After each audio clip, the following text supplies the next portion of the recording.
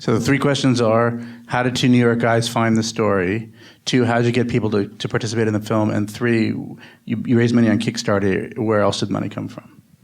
Sure. So it was a New York Times article that we read that was basically talking about how the journalist from the Southern Poverty Law Center had gone to the town to verify what he'd seen while monitoring these white supremacist websites.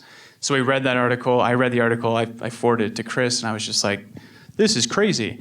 And after a month or two, when we read about the town hall and the big protest, and then the other white supremacist family, Kynan Dutton and Deborah Henderson, moving in, at that point we decided that it seemed that the momentum was going towards Cobb's vision, which is sort of the opposite of what we thought. We thought once the spotlight was on the town, it would sort of fizzle out. So when we saw that there was, something happening there and that it looked like maybe he would be successful, we decided to pursue it. And so what we did was we didn't just go out there without, any sort of, the safety of knowing that people would talk to us. So we called the mayor of the town, Ryan Shook, and he was pretty fired up and was eager to talk to us. And we told him, it would just be the two of us and we'd be sort of there. For 10 days, we had an idea that this would be a short film, and we would just kind of canvass the town. And we didn't have any money at that point. We were just, documentary filmmakers who'd saved up a little bit. We could make one trip.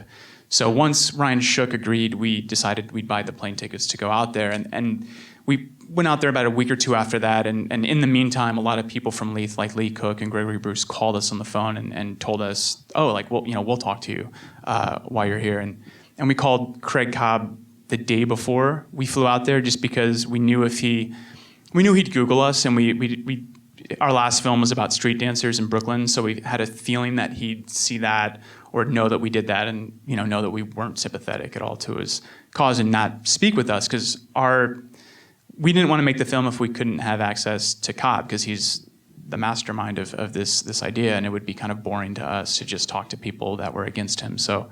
But he agreed. He was actually out of town doing that talk show on that first trip. So we realized we'd have to make another trip, and it would start to expand and not be a short film any longer. But then a week later, after a week or two, that DNA test clip went online. And then a couple days after that, he went on this patrol and was arrested, and we saw it on the internet that he had been arrested, and we thought the film was ruined.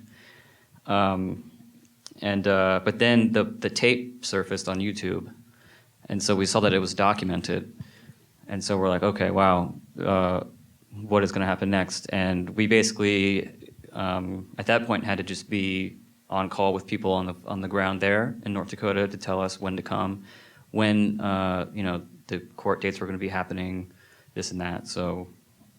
Well, we didn't have any money, so what we did was we cut a trailer after that first trip, because it was clear that the people we spoke to and what had just happened, Cobb being arrested days after we were there, we realized that this was like a really big story and a short film would be kind of silly, but we had no money. So we cut a trailer and we put the trailer online, hoping that basically people would see that and would reach out to us with money and offer us that to go back out.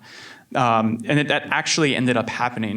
We had some friends that were producers that saw the trailer and wanted to come on board, basically. So at that point, they funded the next 2 trips. We took 3 trips total to get us out there. And then we did the Kickstarter after we shot the entire film.